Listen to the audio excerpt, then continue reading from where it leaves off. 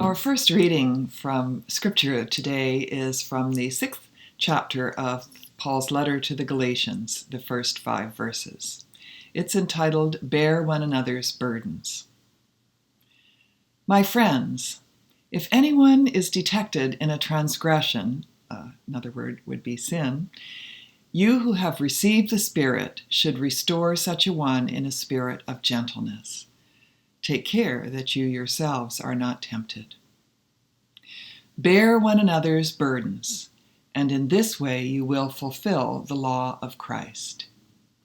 For if those who are nothing think they are something, they deceive themselves. All must test their work. Then that work, rather than their neighbor's work, will become a cause for pride.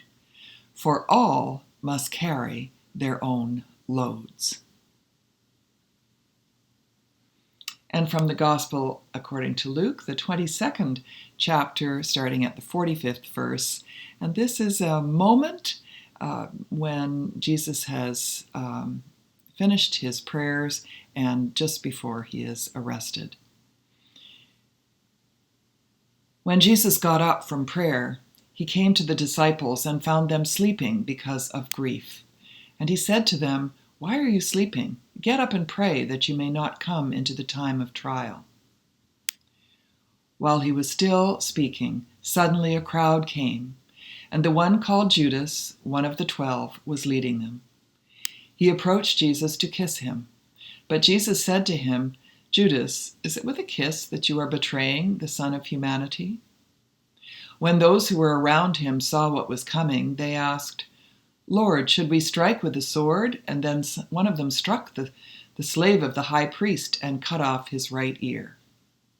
But Jesus said, "No more of this." And he touched his ear and healed him.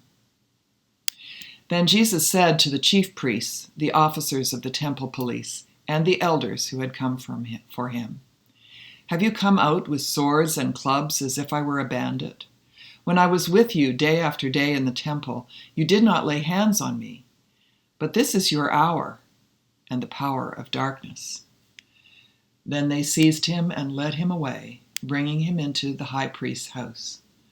But Peter was following at a distance. When they had kindled a fire in the middle of the courtyard and sat down together, Peter sat among them.